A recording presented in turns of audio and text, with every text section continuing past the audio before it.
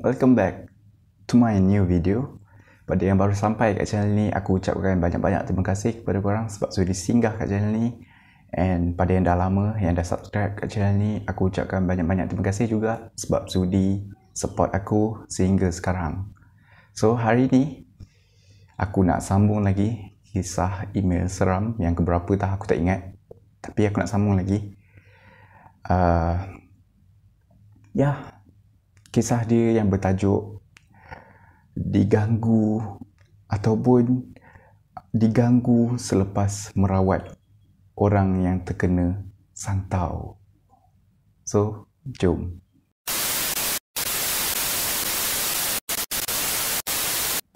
Jadi, kisah dia bermula macam ni. Saya ni adalah seorang perawat ataupun bila ada orang terkena buatan orang ke, terkena santau ke, terkena minyak dagu ke, apa-apa yang berkaitan dengan benda-benda gaib, saya ni ialah seorang perawat untuk merawat orang tu, untuk mengeluarkan segala benda-benda gaib dalam badan pesakit tu lah. Jadi saya pengalaman selama 2 tahun merawat pesakit-pesakit yang berjenis macam ni. Jadi saya dah agak macam biasa lah. Macam bila ada orang datang, okey, saya rawat orang tu sebaik yang saya mungkin, sebaik yang saya boleh. Okey, saya dah biasa, saya dah okey, saya dah tak rasa terkekok ke apa ke sebab dah selalu buat benda ni. Tapi ada seorang pesakit ni, dia datang kepada saya, iaitu pengirim email ni lah. Aku just ceritakan, aku just gambarkan diri aku ni sebagai dia. So, aku harap korang faham apa yang aku nak sampaikan ni. Jadi, kita balik kepada kisah. Jadi, bila pesakit ni datang, dia punya ahli keluarga bagi tahu yang anak dia ni macam ni. Untuk lebih spesifik lagi, anak saya ni terkena santau angin. Baru teringat, anak saya ni terkena santau angin bila dia tengah sidai ataupun buat something. Sejak seminggu ke belakang ni, dia nampak anak dia berkelakuan pelik, seperti tak nak makan. Dia punya tangan-tangan ada kesan-kesan lebam, and dia punya berat badan susut. So parents dia dah try bawa jumpa ke doktor yang modern lah. Jadi doktor tu cakap, anak awak ni tak ada sakit apa-apa, memang semuanya dalam keadaan yang sempurna, tak ada sakit apa-apa, sihat tubuh badan. Jadi doktor modern tu sarankan untuk parents dia tu pergi ke perubatan tradisional, yang di mana memerlukan seorang ustaz untuk ruqyah pesakit tersebut untuk mengeluarkan benda-benda yang tak nampak oleh mata kasar tu.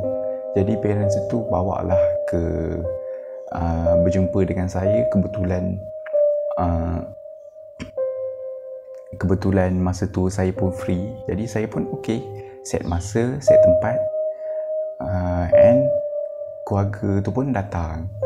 Bila keluarga tu datang, dia pun ceritalah secara detail macam mana boleh terkena, macam mana dia punya perubahan terhadap pesakit tersebut.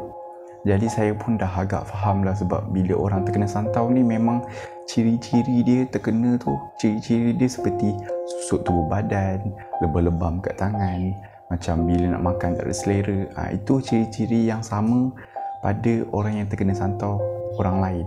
Maksudnya, bila orang lain kena santau, dia punya ciri-ciri pun sama, susut tubuh badan apa semua. And orang yang kedua kena santau, ciri-ciri dia pun sama. Basically macam tu lah. Jadi saya pun start lah merawat orang ni. Basically memang agak susah untuk mengeluarkan santau ni daripada badan dia. And bila orang terkena santau ni, bila kita baca je ayat-ayat suci, segala benda-benda kotor yang ada dalam badan dia tu akan keluar, seperti paku, kaca, benang. Even orang tu boleh muntah darah. So kita akan sediakan satu baldi, and kita akan rawat orang tu. Bila tepuk je badan dia, memang terkeluar lah semua benda-benda yang kotor seperti darah, paku, kaca, benda-benda yang tak logik boleh masuk dalam badan. Tapi bila kat santau ni macam-macam boleh jadi. Jadi memang terkeluar lah semua benda yang kotor tu yang saya tak boleh nak bayangkan. So bila dah keluar tu, dia pun pesakit tersebut dalam keadaan yang lemah, yang ialah bila kita rawat orang ni, orang yang kena tu tak sedar tahu apa yang dia buat. Jadi bila dah dia sedar balik tu, memang pesakit tersebut dalam keadaan yang sangat lemah sebab tenaga dia dah habis untuk melawan segala benda yang ada dalam badan dia tu. Jadi lepas dah habis merawat tu, saya pun bagilah air yasin ataupun benda-benda yang boleh dimakan, diminum, yang telah dibacakan surah ayat-ayat suci. Contohnya seperti air mineral, saya bagi kat dia, and saya suruh dia minum tiap-tiap hari sebelum tidur, lepas bangun tidur dan sebagainya, macam tu. Jadi bila dah rawat seorang pesakit ni, saya pun baliklah keadaan normal seperti biasa. Normal bila dah rawat orang, balik macam biasa, masuk rumah, tidur. Tapi kali ni beza. Dia bila saya dah balik tu, bila saya tengah mandu tu pun, saya dah start terima gangguan seperti ada bunyi cakaran di atas bumbung, seperti rasa seperti ada orang duduk di kerusi belakang. And bila dah sampai rumah tu, buka je pintu, saya punya kerusi makan tu terduduk seperti macam ni tau. Kerusi makan tu, ini meja, kerusi makan tu kat sini. Bila buka je pintu, kerusi makan tu bergerak sendiri. Saya tak tahulah macam mana boleh bergerak. Dia bergerak jauh tau, memang agak jauh juga. Saya pun agak terkejut juga bila buka-buka je pintu terus dapat gangguan yang macam tu. Jadi saya pun tak fikir panjang, saya terus cuci kaki, ambil wuduk, and gangguan tu setelah berterusan seperti bunyi orang lari, benda-benda yang pelik, benda-benda yang aneh. Jadi saya pun bacalah surah-surah ayat-ayat suci, and saya ambil langkah terbaik, iaitu saya azan dalam rumah tu.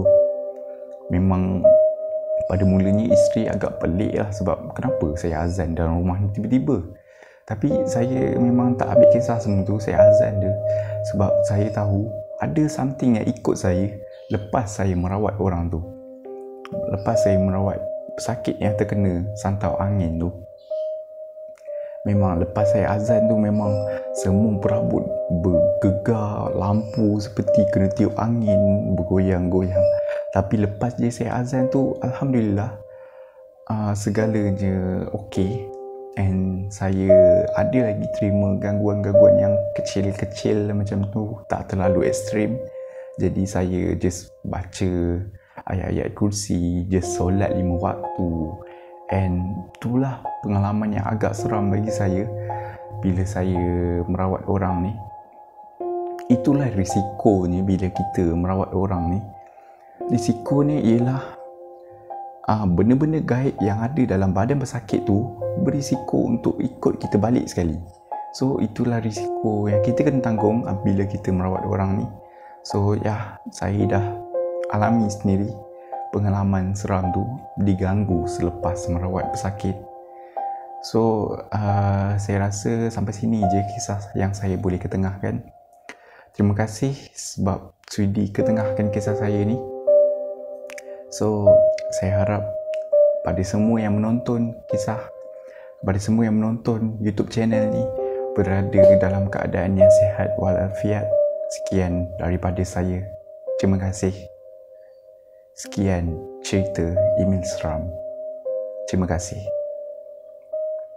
So, itu je yang aku dapat kongsikan. Aku bahasakan diri aku ni sebagai saya. Aku letakkan diri aku ni sebagai di tempat pencerita tersebut untuk bagi korang merasai sendiri macam mana kisah seram tu berlaku. So aku harap korang boleh faham dengan cara penyampaian aku ni. Aku akan cuba untuk perbaiki lagi cara penyampaian aku ni.